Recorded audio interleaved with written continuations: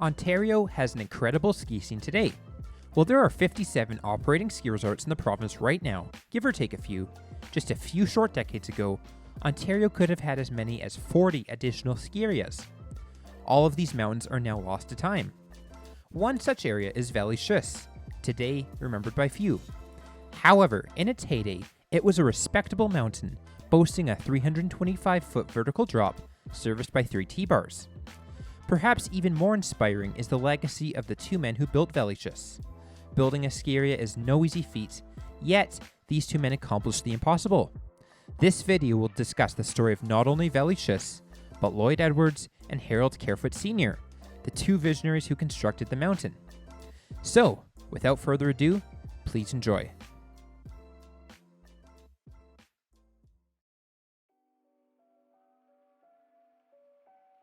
The story of Valley Schuss really starts with 2 men, Lloyd Edwards and Harold Carefoot Sr.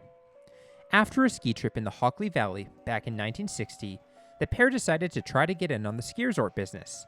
To start, they bought 100 acres of land on the upper half of what would become Valley Schuss. The lower 100 acres were leased from a local couple for the first 2 years of operation. Eventually, Valley Schuss bought 96 acres from the couple, who retained 4 for their home. In May of 1960, the contract for the Palma detachable platter was signed. Edwards and Carefoot walked up the mountain to pick the best spot for where to install the Palma. This lift was very unique for the time, as it featured a mid-turn around a third of the way up the line.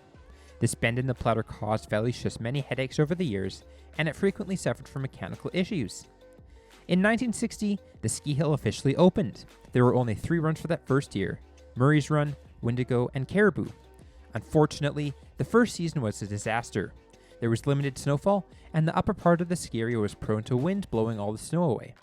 To combat this, Murray Edwards, along with Ross Lennox and Jane Lennox Wilson, planted over 20,000 trees in the span of 3 years to help protect the snow from the wind. These trees are now still at Valley Schuss and are very mature. The ski area hired Hans Hinterseer, an Austrian, as the general manager. Hans came up with the name Valley Schuss, as Hockley Valley had already been taken as another ski resort name. Hans helps lead the ski area in its early days, and he left his mark on the resort by overseeing the construction of a small ski jump. Though this jump was removed later on, the ski run continued to bear the name The Jump until its closure. In 1962, Valley Schuss constructed a T-bar next to the parking lot, servicing additional beginner terrain. The T-bar was more for public exposure, as the main ski resort was mostly hidden from the road. This T-bar was custom built by Lloyd Edwards, who worked with a local machine shop to fabricate the lift. In the latter 1960s, much of the lift was overhauled by Skyway, though the top terminal overall remained the same for many years. The original lodge was a simple building with insulation showing on the ceilings and steel truss beams supporting the roof. The siding was simply painted sheets of plywood cut thin. However, the lodge had a massive fireplace, with the rocks coming from an old barn that used to stand on the property. This lodge was continually expanded throughout the ski area's operation and proved to be the perfect base of operations for the ski resort. Valley Schuss had a bombardier snow remover with 2 tracks. A roller would be attached on the back of the machine, which would provide a groomed snow surface. This machine was not designed to crawl up and down ski slopes and suffered from many mechanical issues. It was eventually replaced in the 1970s with a newer tile groomer. In the late 1960s, Lloyd Edwards built a homemade snowmaking system to help the hill open more reliably. This homemade system eventually gave way in 1970 to a more modern SMI system. It was a small system with only around 5 guns and around 12 pumps, but it was able to cover critical trails and did help the ski area operate during the lean years.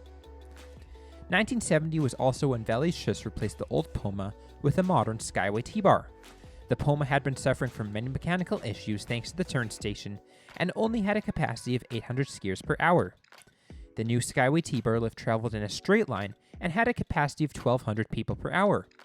Because this lift traveled up a side hill, significant terrain movement was required, as well as the construction of a skier bridge under the T-bar. 1974 saw the construction of a second T-bar relocated from the defunct Twin Hearths ski area. This T-bar was homemade and provided a secondary out-of-base option for skiers wishing to ski the harder runs of Valley Schuss. Additionally, a wire handle toe was installed that serviced a new run, a black run called Cheetah. The wire toe was also relocated from the defunct Twin Hearths ski area. While Valley Schuss was a good ski area, the hill was not financially solid. By the mid-1970s, both Lloyd Edwards and Harold Carefoot Sr. had realized that either they needed to sell the hill or face bankruptcy.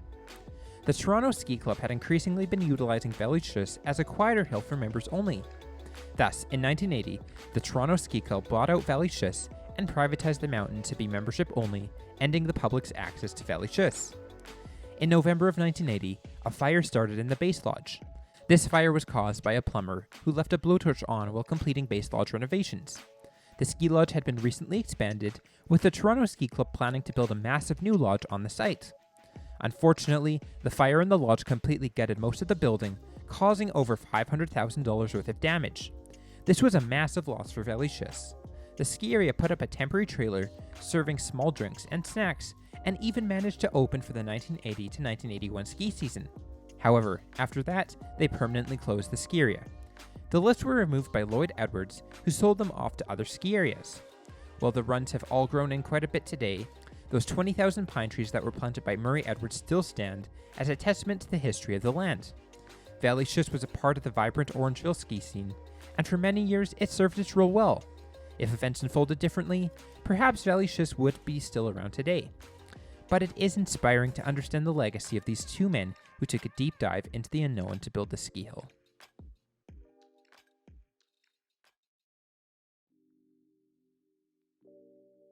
Let's now examine the topography of Valley Schuss. Valley Schuss skied like a big mountain. The hill had many small ridges and gullies, which varied the skiing experience and provided all ability levels an enjoyable experience. Thanks to the hard work and dedication of Harold Carefoot Jr., we can have a pretty good idea of how Valley Schuss skied back in its heyday. Valley Schuss had a 325-foot vertical drop and around 15 ski runs. Caribou, the longest run, was around half a mile in length. Let's break down the skiing trail by trail. Generally, the east side of the resort was easier to ski than the west.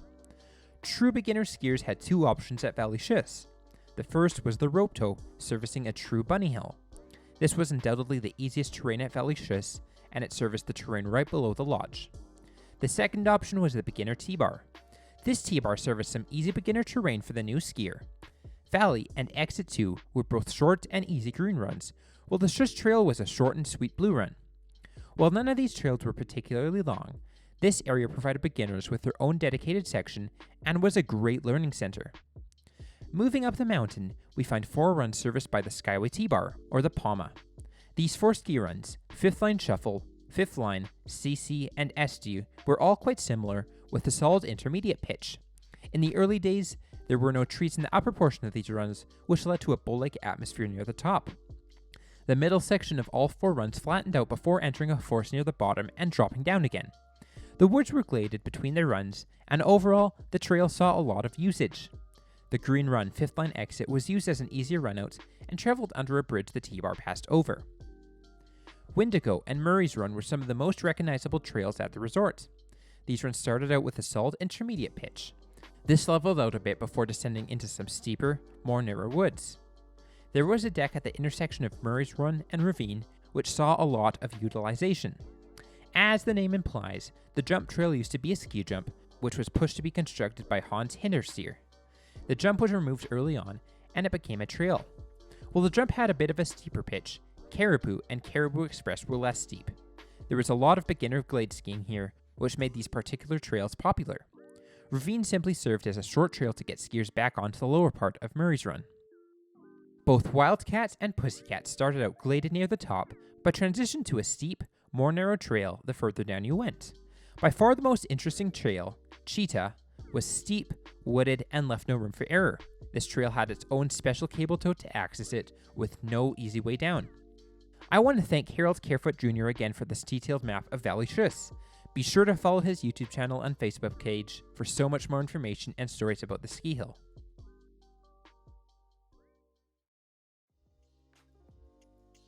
While Valley Schuss is no longer around, its legacy continues to live on. Lloyd Edwards and Harold Carefoot Sr. truly were pioneers in the Ontario ski industry, and it is inspiring to learn how they overcame challenges to create a ski resort out of nothing. It is stories like these that inspire me to keep creating the lost resorts. The story of Valley Schuss deserves to be heard and appreciated. Thanks again to Harold Carefoot Jr. for his dedication to preserving the history of Valley Schuss.